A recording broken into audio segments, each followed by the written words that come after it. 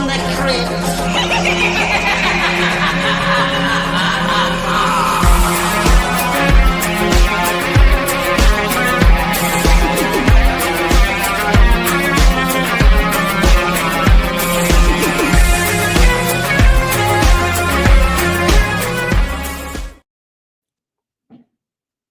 Hello, boils and ghouls. Welcome to episode 179 of Dads from the Crypt. My name is Jason. Joining me tonight, we have Mondo. Hello. Hello. And Jody. Hello.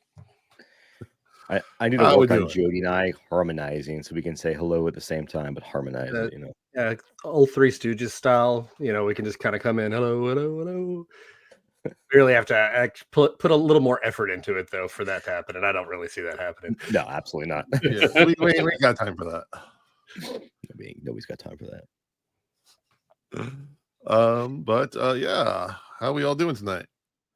I'm, somewhere between just general anxiety and existential dread. But other than that, it's all right. That's base level right now, right?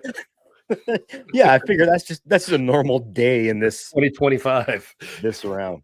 For anybody watching on video, I'm wearing a hat because I don't want to comb my hair. And I usually don't wear hats, but I've started wearing hats sometimes. As my hair thins, it stops the sun from, baking my scalp and all that stuff. And I never understood like how awesome it is to not have to worry about combing your hair. You just fucking put a hat on and leave the door. Leave the house. I don't have to worry about combing my hair ever. And it's actually pretty nice. Like that's a benefit. People always, they're like worried about losing their hair. They never talk about the good sides. Good sides, no such thing as like bedhead. You just wake up, you're good. You walk out the door, you're fine. Like, I'm not bad hair days. Yeah, it's nice. I'm not gonna lie, I don't really want to lose my hair, but I'm not upset about it. Like shit just happens. It's part of getting older and whatever. Like it is what it is. But I saw a cool red hat that said, made you look, Black Lives Matter. And I thought about buying it, and then I remember how I look. I'm like, no one's gonna read the hat. They're gonna see me from the side and hate me. So I had a vision of making a red hat that says "Make America Shunt Again."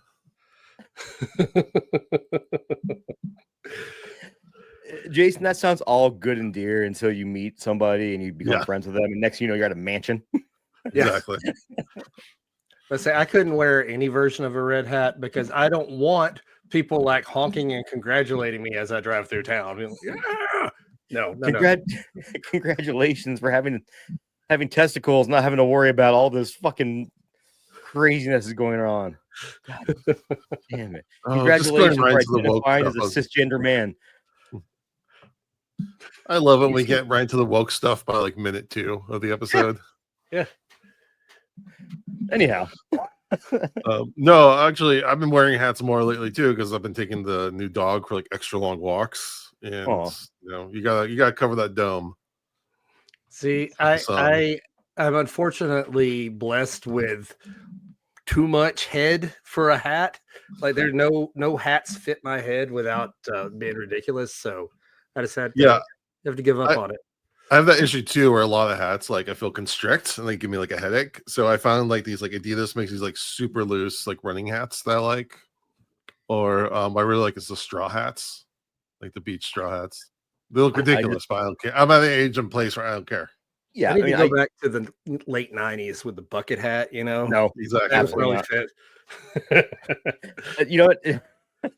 Bucket hat, hacky sack. I love you, Jody, but if I saw you wearing that, I just get the urge to shove you into a locker. I don't know. Right. I've never bullied anyone in my life. I'm not going to pretend I didn't own a few bucket hats back when they were a thing. So this is a hat talk. I think a safari hat or like one of the Australian hats with a side that goes up. I think you could rock the shit out of that. There you go. I think I told you that my plan for Maryland Death Fest this year is I'm going to buy one of those like sun hats you can buy, like keep sun off my head, but I'm going to sew all my like some metal patches on it so I can have my battle hat. I fucking hate the vest. I don't know. I have a hate relationship with the vest. I'm just thinking of like if you're in the middle of a mosh pit wearing one of those vests and you start like hitting, like rubbing up against people, and your things are gonna go flying, and you just stick people with needles. Well, you're supposed to sew patches on, not use needles to hold them on. But if you're going to, if you have a vest and your patches are held on by safety pins and you're going in the mosh pit, you're just an asshole at that point. I'm sorry. You're just And out damage. At 40 fucking 2, I'm not going in any mosh pits. But you want to know what? The mosh pits of today are not as violent as the mosh pits of my youth. Oh yeah. Like I literally was at a Biohazard show when I was, I don't know. I saw Biohazard, Machine Head, and Slayer when I was 12, maybe. And my cousin just left me in the pit and they walked away. And I feared for my existence. Mondo, are we gonna mosh for John Carpenter when we start mosh pit? I mean, we could, but only if John Carpenter gets up there and he says, "Let's open this fucking pit up." He wouldn't yell it. He's not a yeller. So. We should make shirts that say "We'll mosh for John Carpenter." I mean, it's not till October, but if anybody in the Los Angeles area is going to see John Carpenter at the Belasco, I think it's Friday, October 25th or Saturday. I don't remember what day we decided we're going. I think it's Saturday, but I don't know. Saturday. I'm not, but yeah, Jason will be there. I'll be there. My wife will be there. A couple other friends of mine are coming down from San Diego for it. So if you guys see us there, Jason will give you a sticker. Maybe. Is that possible? We'll bring like a blow up doll with Jody's, like a picture of Jody on it. Why does it have to be a blow up doll? Why can't we just bring up a standee? Because we've already done 2 episodes in a row with blow up dolls. So I gotta keep the tradition going. Because I'm just saying, Jason, if you have a blow up doll of Jody at your house, I'm just assuming. Yeah, I was gonna say if you just like reached off camera and been like this, and I would have been really kind of concerned, honestly. Well, now I kind of have to. It's been suspiciously cleaned recently. My dog gets into it. Yeah, dude, that dog just chews on freaking everything. He was chewing on a flashlight earlier. I'm like, I mean, I'm not worried about your dog chewing it. I'm worried about other things happening to it. But that's all right. Well, tonight we are going to be talking about Hard Eyes. New movie just came out on what day is they even? It's not even March yet. We're like, I don't know, but a week and a half from Valentine's Day. Yeah, it came out the weekend before Valentine's Day weekend. Oh, it came out. Okay, so 2 weekends. Yeah. 2 weeks. I'm just gonna drop one more blow up doll joke because I didn't get it out, and now I need to get it out. Like I need to get it out. But Jody's just gonna wake up one morning and be like, "Huh, my throat tickles," and then go back to sleep. How has someone never made a voodoo blow up doll movie? So that concept, because with this conversation right here.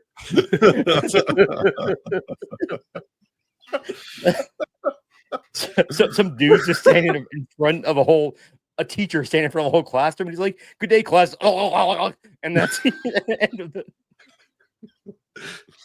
What's he do again?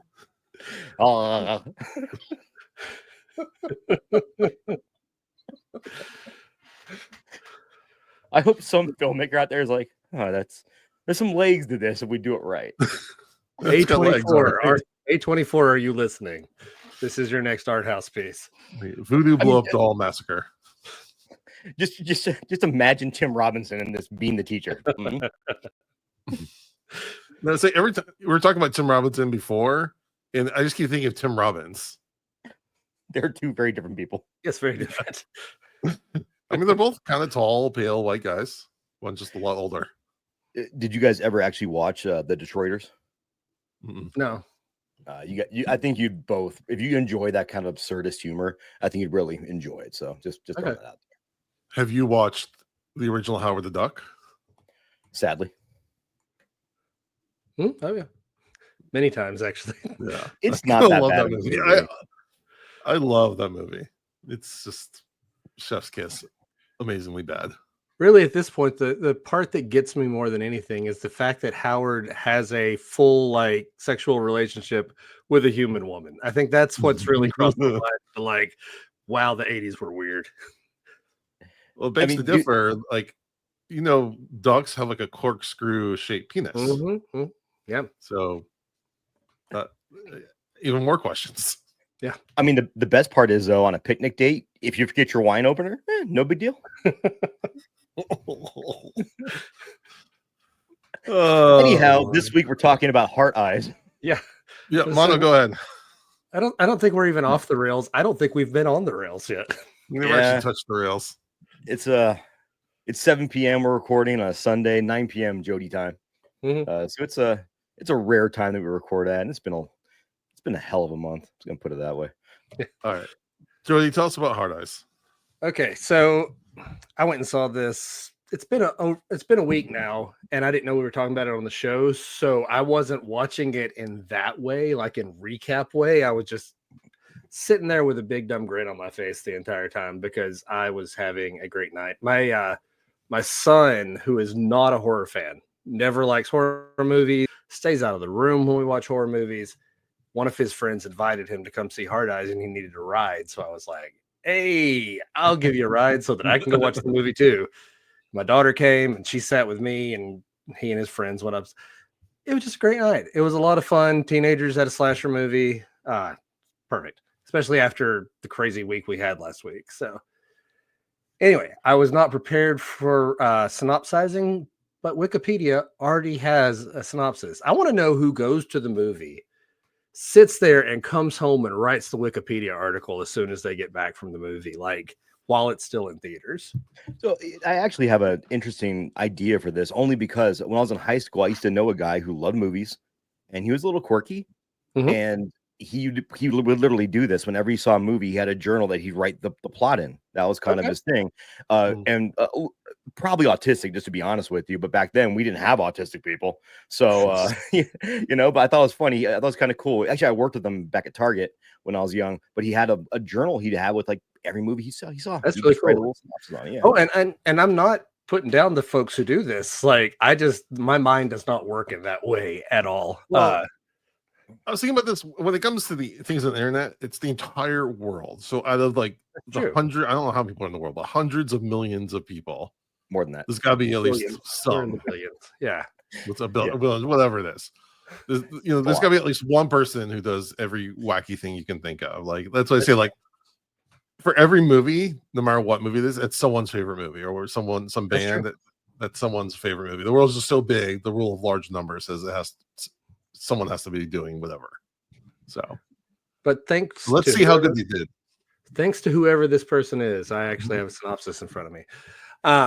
So our movie starts off, as all good slashers do, with a kill. Well, actually, it starts off with a proposal, followed by a bunch of kills. As we have a few cannon fodder characters, a very annoying bride and a very annoying groom, who are all trying to get their pictures. They've got the cameraman. He does the proposal. They're both very obnoxious, but then Hard Eyes comes, stabs a knife directly through the cameraman's camera into his eye. He shoots the guy with a crossbow, and then the woman runs into a winery like barrel where they make wine, and just gets smushed. And it's a great opening to this movie. We meet our main characters. Really, really fun. I love a movie. I just want to say the fun. What? Go ahead. Huh? Go ahead. Great radio here, guys. Let's This just is roll good with stuff. This is good stuff. I I love a movie that has a good, like, big gory opening. It just sets the tone for what's coming up afterwards. Like Freaky. Freaky has one of the best, like, opening scenes with the wine bottle in the mouth and all that stuff. This does the same thing. Just has a great opening. Gets you in the mood for it. We meet our main character, Allie, who is a pitch designer for a jewelry company who just recently has broken up with her boyfriend. And she wrote a commercial for her jewelry company all about doomed lovers. And it was black and white, and they were all spurting blood with these special effects and stuff.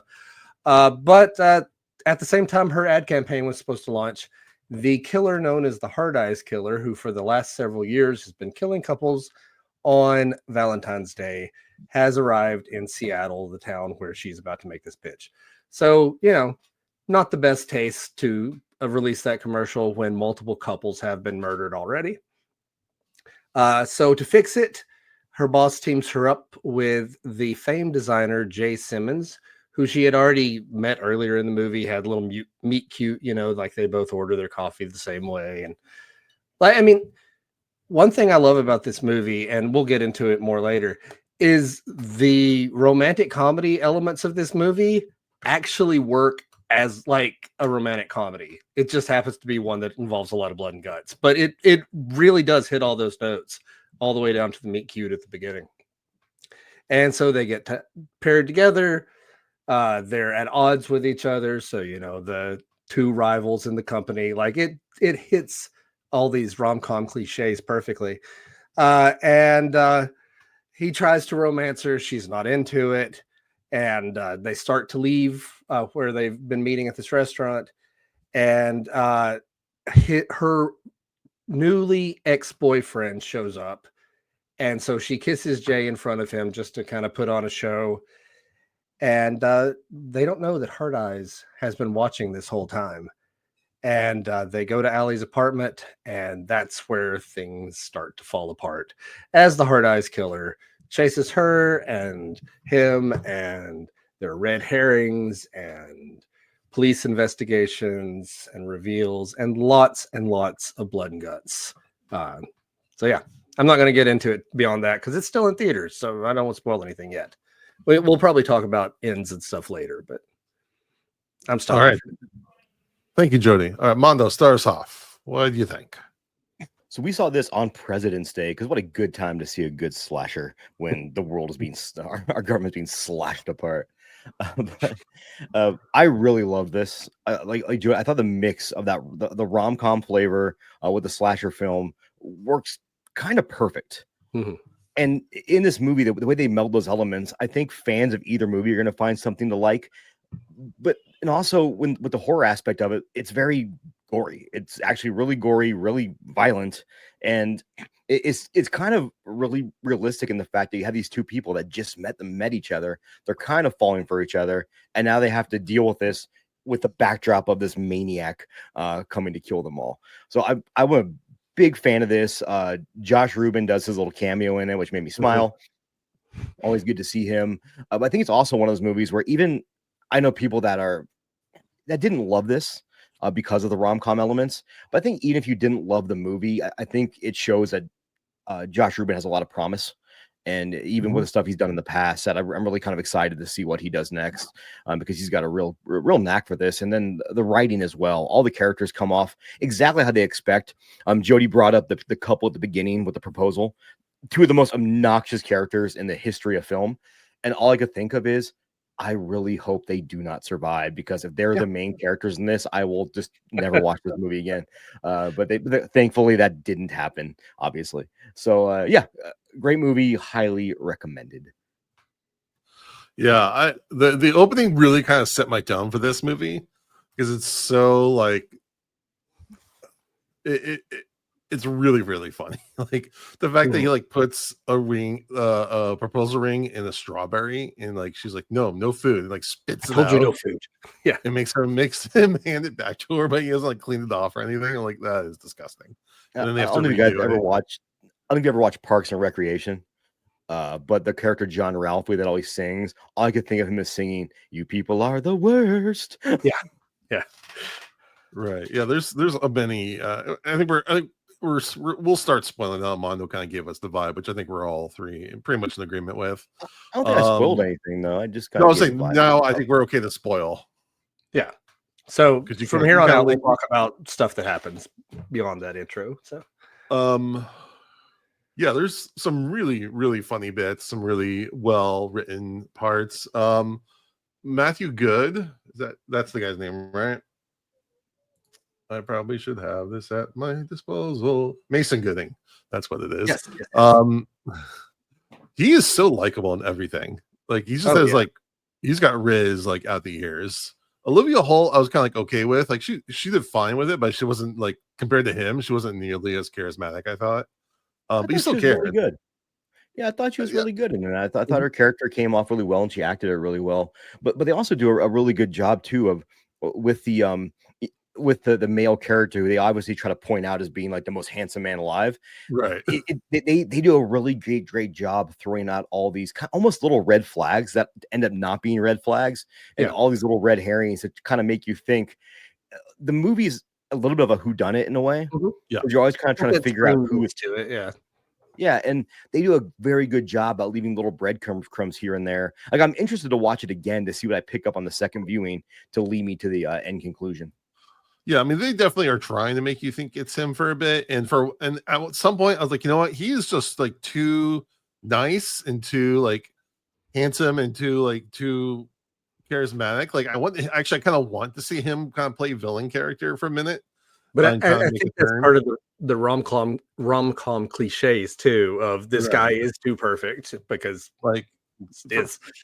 probably a weird comparison, but kind of like Hans in Frozen, Yeah. kind of bit. Yeah, So I was kind of waiting for that, and I wasn't watching the clock or anything. So when they have that kind of first reveal of who Hard Eyes is, you're like, oh, who the hell's that guy? I was like, okay, I'm kind of down for just like subverting it and just being like, he's a nobody.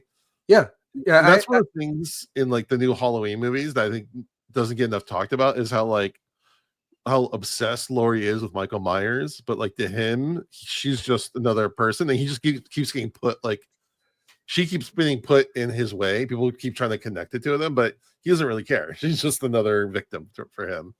I thought that would have a funny twist on this. They're that madman meme where he's said the thing about, like, I think about this and this. He's like, I don't think about you at all. That's Michael Myers. I don't think about you at all. So I didn't realize there was more movie left because they kind of and also that park scene or whatever it is was really, really well done. I love because a lot of slashers are very like personal, up close, small quarters in the house, wherever. So you don't really get like big crowd scenes. So like the other one I think of like Freddy versus Jason in the cornfield. Mm-hmm. That is one of my all-time favorite sequences. It's just so well done, and this is kind of like give me a lot of vibe of that. I love that it took place in Seattle, mostly because I proposed to my wife on the Space Needle. So that's cool. Yeah, that gave me a little chuckle. Well, I figured, it's pretty hard to get away when you're 1,000 feet in the air or wherever it is. But that could be a start of a horror movie too. Exactly. It sounds like It's Always Sunny because of the implication of the Space Needle. Yeah, that would be cool if they could have put the Space Needle into it. I like the Frank character. She was really fun. And there's one point where she like is talking to her, but she's like referencing movies, but like not just keep saying the name. It was like, yeah, that's one of the 10 things I hate about you. Like, I was like, is that intentional or? Yeah, there was like 5 or 6 movies in a row. So yeah, that was definitely something they were playing with. So yeah, I had a lot of fun with this. Jody. Yeah, no, I agree. Like I said, when I was watching this, I was just sitting there with a big grin on my face the entire time because it's so fun all the way through. Like, we didn't get into it much, but it's really funny on top of everything else. Like, there's laugh out loud moments. There's, fun little cameos. There's even the little puns like you were talking about just now with them saying the names of the movies. There's just always something kind of clever happening in the background. And then, intercut by big gory scenes and 2 likable characters. Like, there's nothing in here that I don't enjoy. I know some people have complained that like the killer reveal is no big deal, but I kind of like that in this movie in particular, because the focus was on the couple. Like whoever Hard Eyes was really didn't matter. He's been traveling town to town. He's not like someone they know. I mean, in the end, spoilers, we do find out that they have met the person before, but like they don't have any connection to them. It's just somebody from earlier in the movie, and that's fine though. I kind of like that. Well, yeah, so we are in spoiler territory now. So if you haven't seen this yet and you don't want to have the movie spoiled, I suggest you give it a pause and then come back later after you've watched it. Although even spoiler wise, I think even if I knew the ending, it wouldn't take away too much from the movie, but it would take away some because the whodunit's a really fun aspect of it. But I love how it's just the IT guy that has a little 15-second scene, but the way they tie it all together makes super sense when you think of the power going out right after you left the police stations, when the power went out and the computer systems went down. Yeah. And then when they reveal that, I hate to say that I called one of the killers halfway through the movie because of a couple little things. So one of the cops, by the way, the cops are named Hobbs and Shaw. Yeah, that was funny. That was really funny, which is great. And even at one point, our main actress goes, and like the movie, and they go, "What movie?" Yeah. And I thought mean, that was pretty who doesn't love a Devon Sawa sighting? Yes, Devon Yeah. Sawa is great. But when the killer kills the partner but doesn't kill her, she Mhm. ends up Well, being okay. That was my first Yep. red flag. But also when she's interrogating the guy, she was the one that picked up the wedding ring. So she's the one that tied his initials with the killer because she happened to know the killer's initials. Yeah. Which is so that's why she was constantly targeting this guy.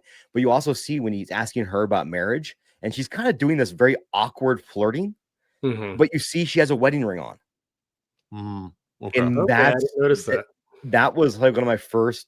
I think I know she's in on it, but it did not take away from the reveal at the end. I was just like, aha, bitch, I knew it. Well, it's even funnier because I'm a JS, so I was like, oh, okay.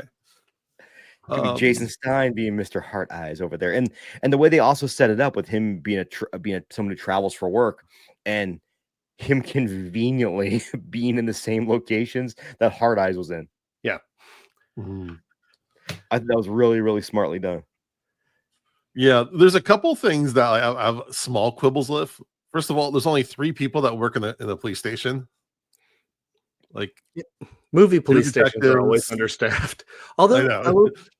That was like a little like over in a major city. Like it was like a small I was town. saying in a major fine. city, yeah.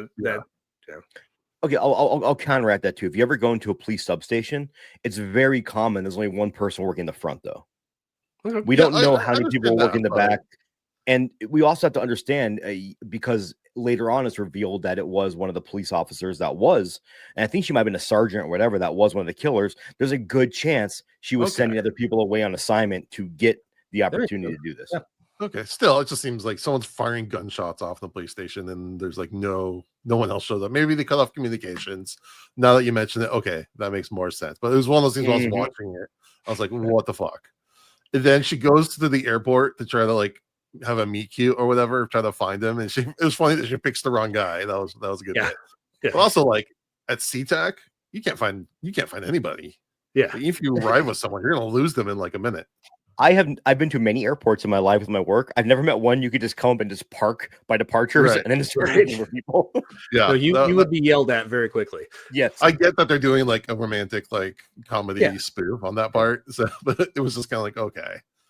Oh, we can talk Um, about it. The drive-in scene was freaking amazing. Yeah. Yeah. And when they Well, go to hide in the van and the people in the yes. back are having sex, they're like, it's cool if you guys want to hang out in the van too. They're just Like, we're into that. everyone's That's our just thing. super chill about the situation. Like, ooh, role play. But Yeah. like Charlie was saying, like they took a scene that like in the typical movie, you'd have the 2 protagonists like hiding, and they have this like heart to heart and everything, and they're having this heart to heart conversation, but there's all like these sex noises and the van's rocking while they're like spilling their guts to each other. I'm like, that is amazing. But what's so good about it is the actors play it straight. Yeah, exactly. It's They weird. play it super straight, and it just works. And that's also when we get our Josh Rubin cameo, who shouts Right. out about someone call the police or something. Yeah, no, Right. I had the whole Leonardo DiCaprio meme going with that. You know, like I literally like set up and pointed, like, "Hey, it's Josh Rubin." Did you yell that in the theater? Really? No, but I did whisper it to my daughter who was sitting beside me. Mm. It's like, "Hey, look."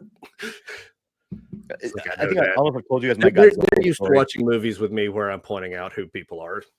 Hey, do you know that guy? He's in this movie and this movie that you've seen. What about that?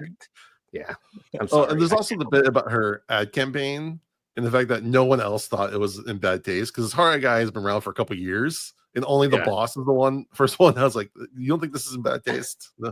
Oh my god, that was so awesome because they play it like you have this boss, this overbearing boss, and the boss is Mhm. obviously not the best person in the world, No. but she's mad about his ad campaign. You're thinking, oh, what a bitch. Then you watch the ad campaign, and you're like, huh. Oh no. Yeah. I also agree with the boss in this situation. Yeah. But like in this world of this movie where this has been happening, like no one else thought to say, hey, this might not be a good idea. Mhm.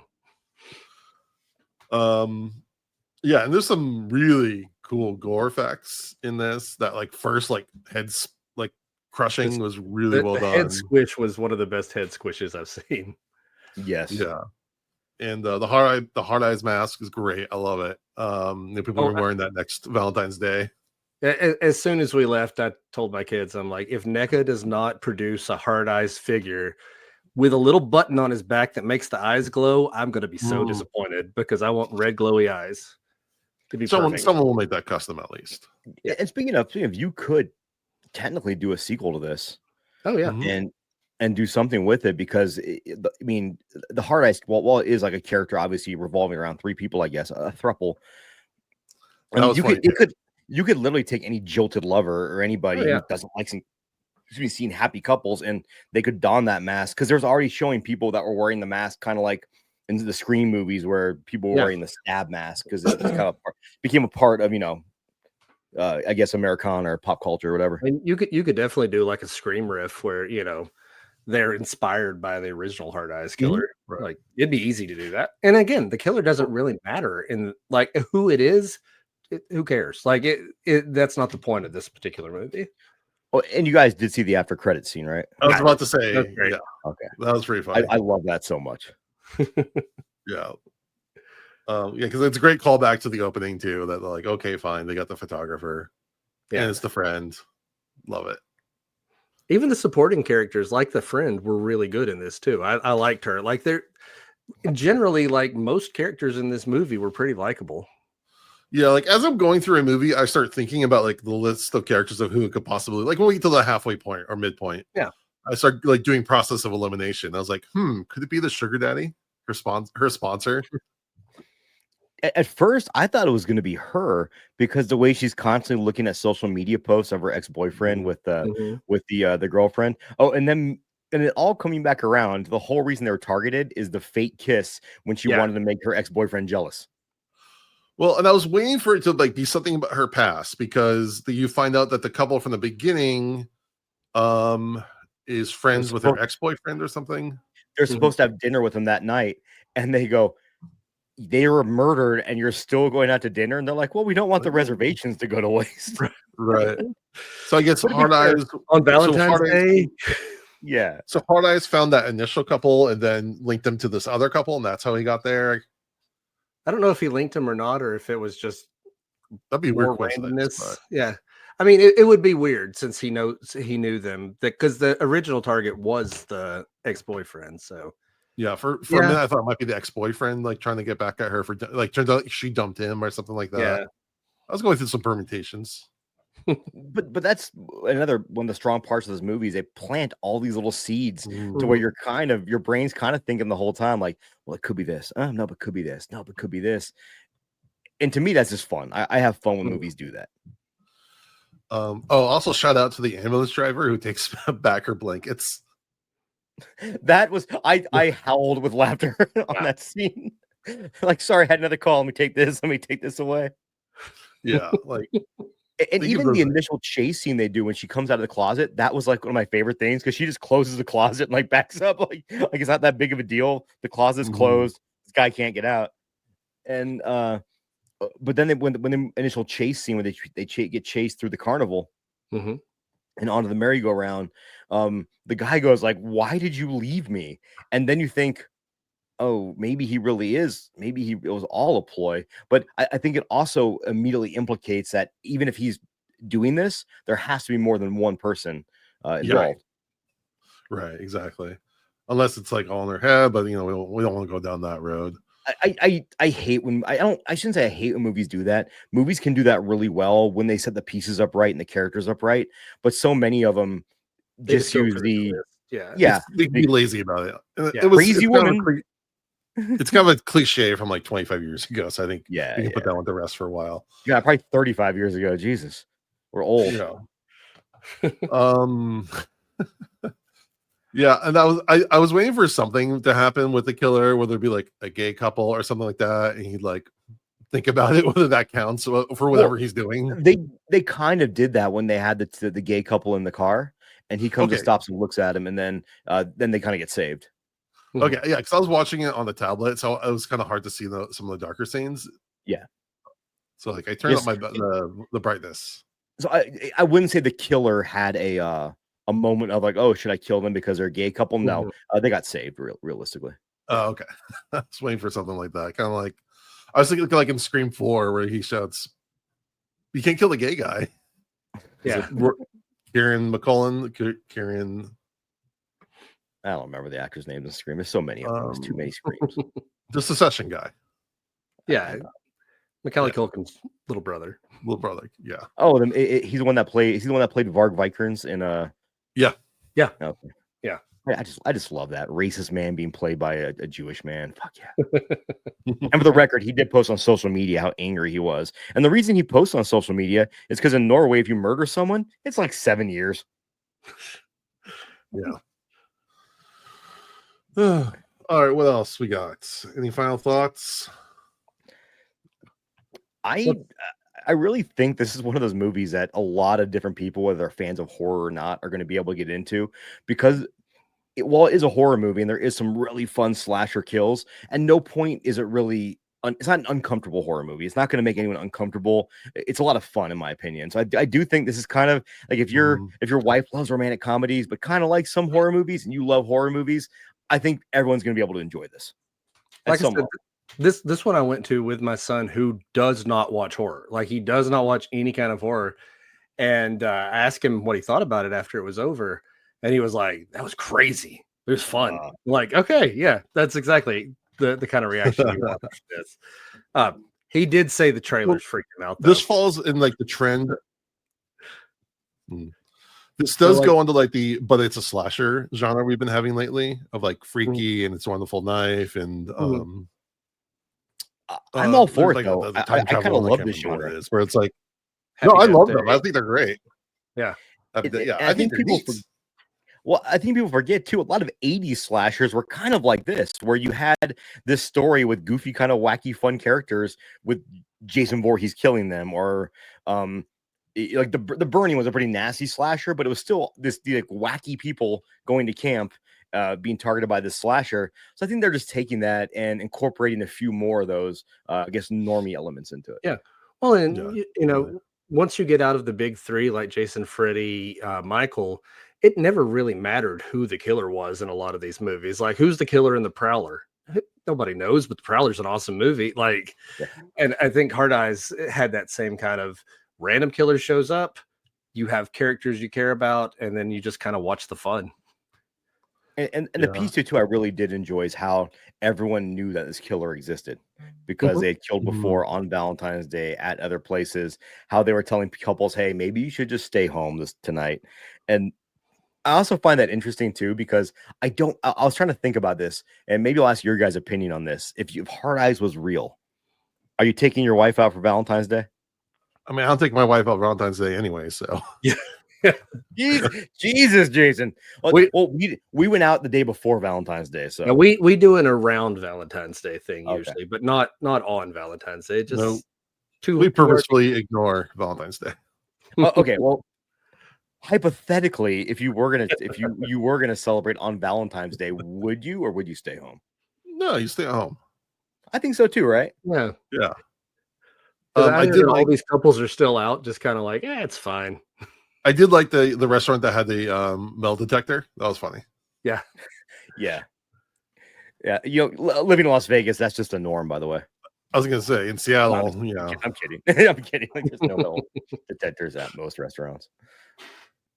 All right. Well, that is Hard Eyes. What do we want to give this as a rating? 0 to 5, 5 being the best, 0 being the worst. You can do half points. Jody. Just based solely on how much I enjoyed it and the way I felt when the movie ended and I walked out of that theater, I'm giving it a 5 out of 5. This is one that, just like I think Thanksgiving got the same thing for me. It's one of those that I immediately know I will be watching this on a yearly basis every year. It's going to be fun and I'm going to look forward to it. And I'm going to keep looking forward to watching this one again. I can't wait till it comes out on video because my other daughter didn't get to go. And I know she's going to love it. This is one to share with people, I think. Mondo. I'm slightly lower than Jody, but I give it a 4.5, and which is nothing to sneeze at. It was a great movie. I don't think it was perfect, which it needs to be to get a 5. But again, I had so much fun with this. I think I might have even told Jody that this isn't going to be my top movie of the year, but it's probably going to be the most fun I have watching a movie this entire year. Well, and generally when I rate movies, I don't really take quality into concern very much. It's more how I feel about it when I watch it. Right. And this one just made me feel really good. And to be fair, it was very high quality too. Like, Yeah. like there's It was very it's well not- made. Yeah, absolutely. Well, yeah, I mean, how I use mine, 5 is like iconic. So like, is this as good as like Halloween or Texas Chainsaw? No, but it's like But I, very, But the very reality good. is, Like, if you ask me 3 years from now, I might be at a 5 because Trick or Treat is one of those movies that I saw when it first came out, Yeah. and I was like, oh, that's a solid 4.5. And then the more I watch it, the more I'm like, no, this is a perfect Halloween movie because Yeah. Well, I'm a sucker for holiday themed movies. Like I just am. yeah. Well, that's the other thing. Yeah, it's so new. Like I haven't it hasn't had time to. I literally finished it this afternoon. So, I'm other 4.5. I'll probably go 4.5 just because it's really funny. Like much Peer more than pressure. the horror parts. It's just like I don't think I've laughed that hard in a while. And at no During a point does horror movie. the humor never seems forced. It's all Exactly. just Yes. kind of organic, and that really matters too. And it's no surprise Exactly. that again, Josh Rubin is a member of Dropout TV. Mhm. Excuse me, there's a lot of stuff like a lot of fun stuff. So he's got a Mhm. real knack for comedy and really organic comedy. So I think that really works out well for him too. Yeah. So I'll go the 4.5. It's easy. It's probably the second best movie I've watched so far this year of new movies. I've only seen like this and Companion, the only 2025 movies I could think of. I'm so torn because out of the Companion, this movie, and the Monkey, Mhm. they're all great. Like they're all my 1, 2, and 3 right now. On any given day, they could change. Companion, I thought was probably my number 1. I don't know if that's gonna if that changes this year, then that means it's a great year for horror. But I also know some people who don't consider that movie horror. Yeah, I think I will argue it only because I say in modern times with the rise of AI, I think that it is horror because it's playing on people's fears of AI taking over the world and Sure. what potentially AI could happen. But they're all, but it doesn't like mean that this movie's not in that same level. They're all on the same level. And I Right. can't wait for you guys to see the Monkey because I really want to see how you feel about that one. I might try to catch that this week. I heard in the I saw the early screening. Mhm. There was no after credit scene. There is an after credit scene now. They added on to it. Oh, So there okay. is a chance on Thursday I go and see it again. Oh wow. Yeah, I mean, I would say the thriller is. I mean, the Companion is more of a thriller, and I'll put thriller under the horror umbrella. So, okay, fine. Yeah. And There's there's always murder, going there's to be like, mayhem. It works. I think last year I don't remember for our list if I put Civil War on there or not because I couldn't decide. But the more I think about it, like that's one of those movies where yeah, it wasn't a classic horror movie, but I truly think like in the climate we're in, the horrors of war being closer and closer to reality every day. I can kind of lump it into that genre, Well, and even though it might not be a classical definition. if that scene where he standing there and asked him what kind of American are you didn't give you at least a few chills, Too. That was terrifying to me. But I put Yeah. that squarely in the war genre. So then, like, is like Full Metal Jacket a horror movie? I mean, it's horrific. Put it like as horror, or But I that's a think the whole other difference is- conversation. Yeah, I'm a big tent guy when it comes to horror, and especially any movie that involves like some playful kills. I like Companion. There's at least a few times that the kills are kind of over the top and silly. That's enough for me to put it in the genre. All right. Let's take a moment and have ourselves a shout out. Hi, I'm Barbara Crampton, and you're watching Dads from the Crypt. I love Barbara Crampton so Yes. much. She's so awesome. If you follow one person on social media, I think it should be Barbara. It should be Dads from the Crypt. If you follow 2 people on social media, it should be Dads from the Crypt and Barbara Crampton. I saw Jason give me the eye. He's like, "Nah, you better come off of this, buddy." She is such a gem in the horror community, and Yeah, the absolutely. fact she tries to like, she loves the genre, and she's a great actress in it. So I love Yeah, Barbara Crampton. She's just this is a champion. Yeah, she's champion of the genre. She's just so positive. Just good. It just gives you the vibes that you need. Mhm. There are those actors and actresses, and I'm like, I just want to go have a cup of coffee with this person. Yeah. And she's on that list. All right, Mondo, give us your song of the day.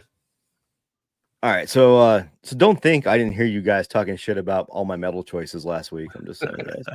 But We would never talk anything bad about your choices. We just like to fuck with them a little bit. which I respect. I totally respect. If I ever update our playlist on iTunes, I do want some feedback on that. I think I'm going to change it and do a 2024 playlist, 2025, 2023. Yeah, okay. So that way it doesn't just get to the point where it's hard to listen to if anybody actually listens to it like I do, because there's a lot of good stuff on there that I put on there. That's amazing. Fuck, why am I not? Like, it's all songs that I like. It's also Yeah. It'd be really stupid to be able to have this segment every week and be like, oh, but I hate all the songs that I'm putting on here. Oh, that would be kind of funny. So this week we're going with the Mariah Carey classic. I'm just kidding. But there is a band from the Ozarks called Pawns or Kings, and they're not a metal band. But I think a lot of these bands, they're doing this kind of like dark country. Amigo the Devil calls his music murder folk. I think this falls right in that category where it's definitely not metal, but it's dark and still, it doesn't have to have distortion to sound menacing, I guess. But they did a record called a Second Wind, which they took all these albums they did when they were a 5-piece band and kind of redid a lot of these songs to match more of their current style. One of the songs on the record is called Somewhere for Something, which is a love song. And they said it's kind of the closest thing they've done to a love song, which is about the lyrics make sense if you watch the movie before, so I won't spoil anything, but it definitely falls into that murder folk, dark country kind of mindset. I don't want to call it bluegrass because like Amigo the Devil definitely puts a lot of banjo in his, which can be bluegrass with the early stuff. Although Jody, will tell you, is the newest record, if you like Tom Waits, is way more Tom Waits influenced. Interesting. Okay. It's very much different from his early stuff, and the newest one being Yours Until the War Is Over. But Pawns and Kings definitely fall into that.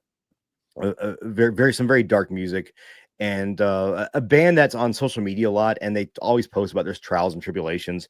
And I really respect what they do and respect the music they make. And they're a great band, so you can't go wrong listening to any of their records.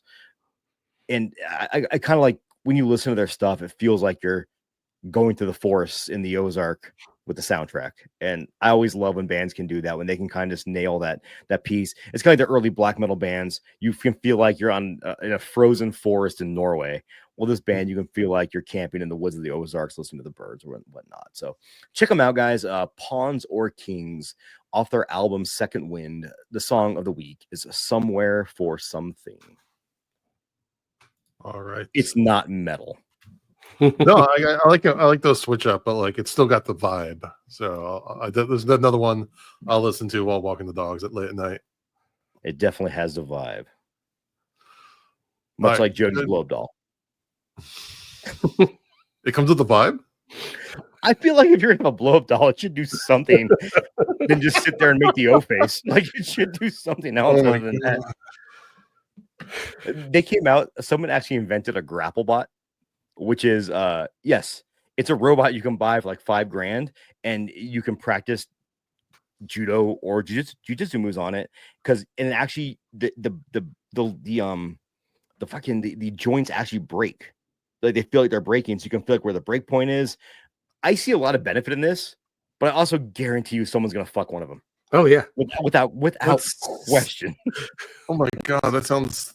I couldn't. Was that a sound of lust? I must have.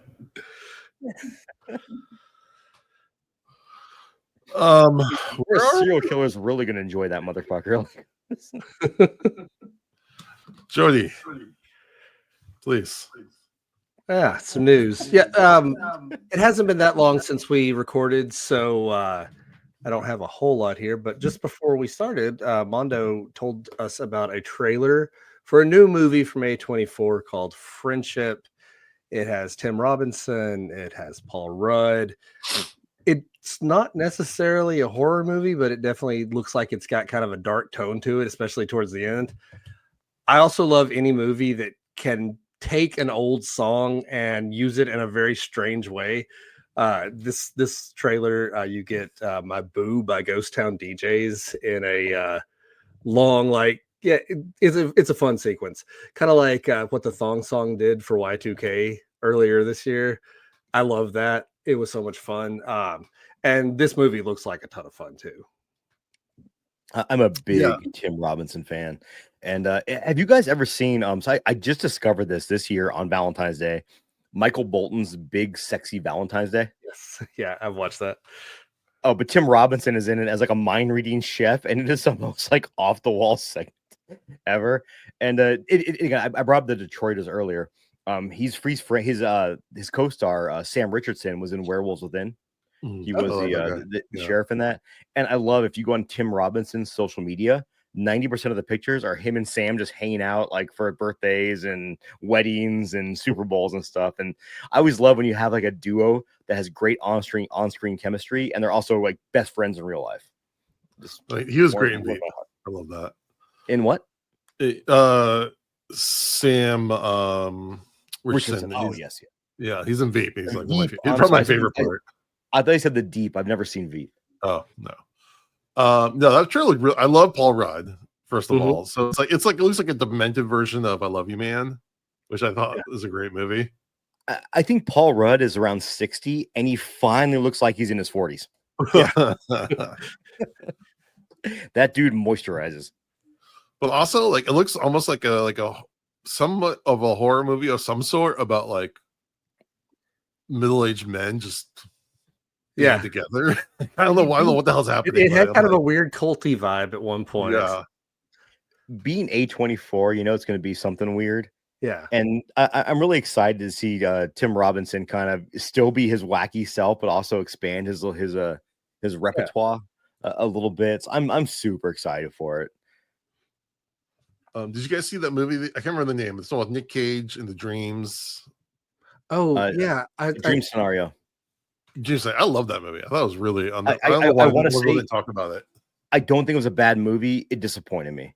I don't really? know what I wanted, but I wanted more out of it. It's probably worth a rewatch for me.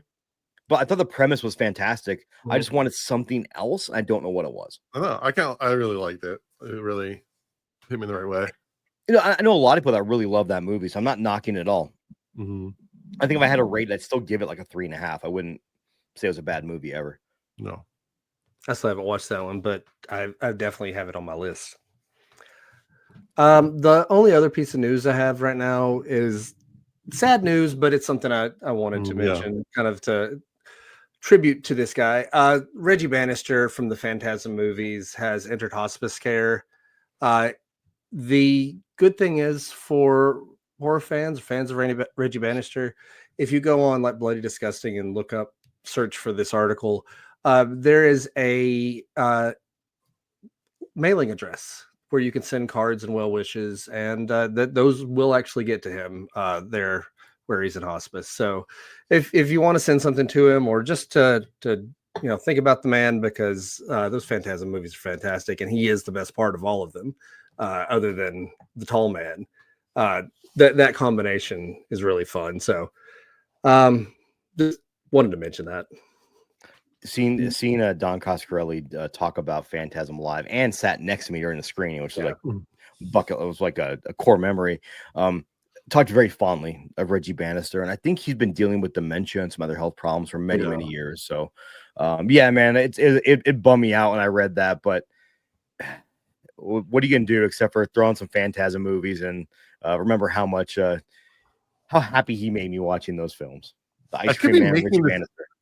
I could be making this up, but didn't he actually like start playing at doing performances at like horror conventions? He played in a band. Like, there's a scene in the first Phantasm where him and Michael actually have a jam session, and that was 100% improvised.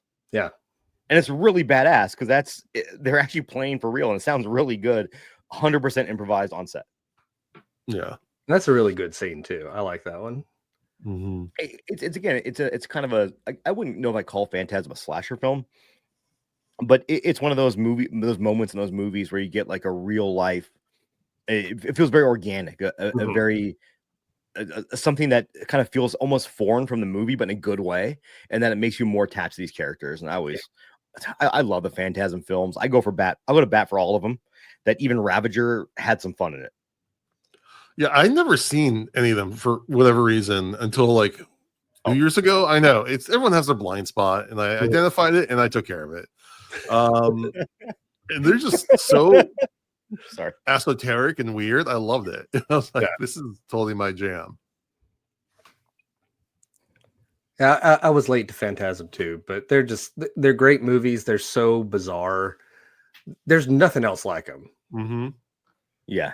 Even the first one, which it starts off like a very standard kind of horror film, and by the end it's like, what the fuck am I watching?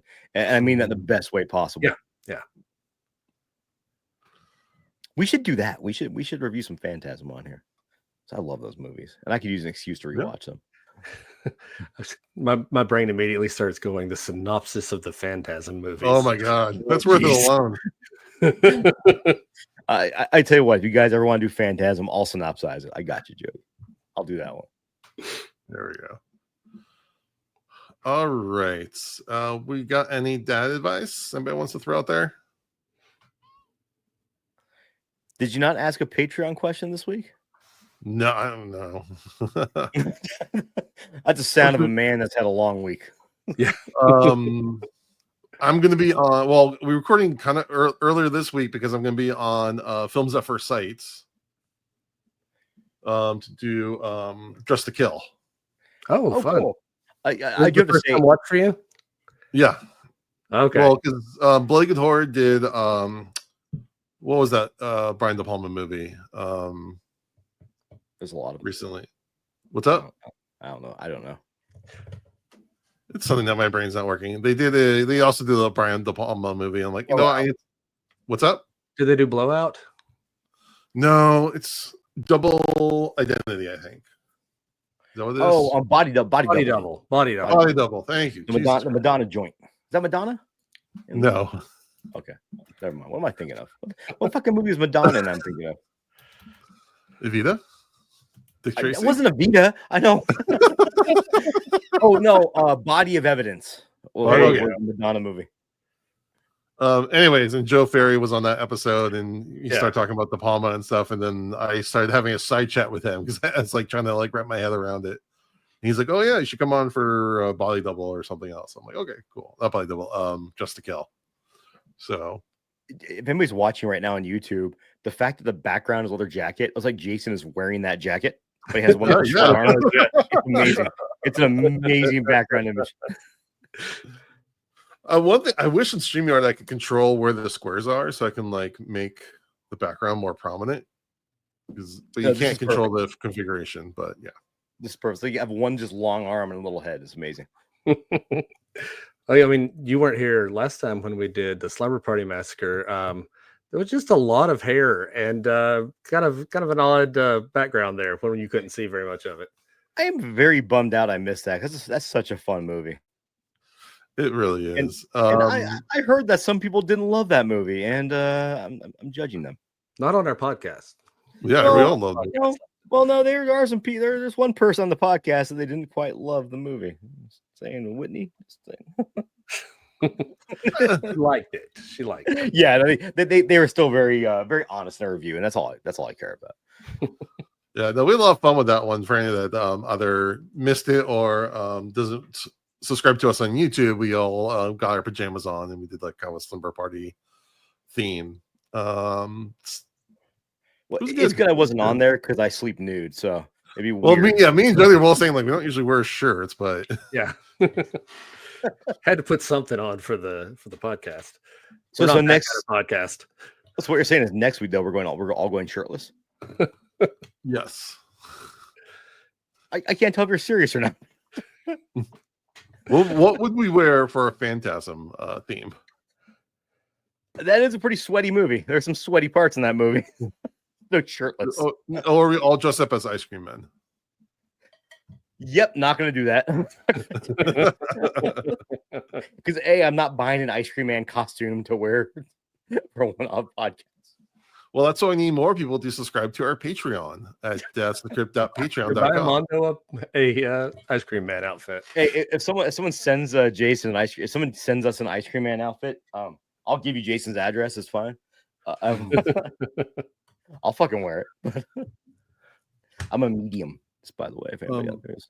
Yeah, we haven't talked to our Patreon in a while, but I have started putting up our episodes early as a perk for those that subscribe to our Patreon. When I do questions of the week, I usually post there first. If I might get lazy and not do social media, but I always post our Patreon. So yeah, there's some fun stuff, and every little bit helps to buy stickers and shit. And if there's anything you guys want, let us know. Because we're all old men on this podcast, all in our 40s. Jason's like in a 65. I don't know. Yeah, how even does it anymore. But if you guys have any ideas for stuff you'd like to see, please, we're all ears. Or any feedback, anything like that. It's okay. Yeah, positive or negative. Just being honest, like we get better based on that kind of feedback. So just saying. Cool. But if you give dumb feedback, negative, I'll fucking cry. If you give dumb feedback, we might make fun of you for a long time. But that's only if it's really dumb. Also, we haven't had any iTunes reviews, so come on, people, get on it. Jody, you've got like a ton of kids that probably have iPads they can do reviews from. That's cheating. That's cheating, Jason. That's well, actually, one of the things they say to help dogs when you're gone, because I'm crate training my dog, is to put on like a podcast. Like, ooh, how many listens can I get out of that? You know what? Okay, I'm actually being honest when I say this. That's actually a really good idea, because my dogs would be like, "Oh, that's Dad's voice." Exactly. Dad. That might be okay. I'm sorry that my dogs refer to me as Dad. I don't know what else they're going to do yet. Sometimes, yeah, never mind. Yeah. What do your dogs call you? They call me for dinner. Like if Kiara tells your dog, "Hey Chug, go see," does she say go see Jason? Does she say go see Daddy? Go see Dad? No. Huh. The dogs actually know names. Is that like a thing? I don't know, but I think so. I think they know names to an extent. I mean, they know their own name usually. Well, yeah, but like, do you really mean like you don't like your Jody? How about you? Oh, I mean, our dog is deaf and extremely old, so she doesn't go to anybody. All right, I need some help here from our listeners. No, she's like 17. She just, she's lucky every time she stands up and walks across the room. My old Chihuahua, she's 17, and my wife will go, "Oh no, go, Daddy's making you dinner tonight, so I'll go make her dinner." I don't know. So I mean, I'll just say, we should all be lucky to have someone in our lives that loves us as much as Renfield loves cheese. That's one of the cutest videos I've ever seen in my life. I took. I'm sorry. My dog Renfield is a cheese hound, but he also weighs only 5 pounds, so I can't give him too much human food because then that's how you get an obese dog. Cholesterol. Yeah, but he's already 10. Like we adopted him as an old man, so like my Chihuahua who's 17. If I'm cooking anything and she wants a bite, I'm just like, yeah, you can just have whatever. Like you're 17, and not to get in a downer here, but I saw a vet posted. Or someone posted the vet they go to has a jar of Hershey Kisses on the at the receptionist desk, and the sign says, because every dog should basically do is they give the kisses to dogs that are going to be put down, because and it says no dog should go to heaven without tasting chocolate. I'm like, oh, right in the heart. Jeez. Right in the heart, man. I know. I'm like, I've had this dog Renfield for 3 months now, almost 4 months. 3 months, maybe 3 months in March. And I love him more than most humans I've met. I've known him for 3 months. Now, if you send me that video, I'll post it. I can send it to you. I can send my little dog Renfield doing funny things. Yeah, totally. All right. Well, that wraps up another episode. We appreciate everyone for listening. We would really appreciate if you'll give us a rating or review on iTunes, a rating on Spotify, like and subscribe on YouTube, and give us a follow at Dads from the Crypt Talk on TikTok. And with that, we thank you for listening to Dads from the Crypt. If you sign up for our top Patreon tier, you get your own Jody blow up doll. Just saying.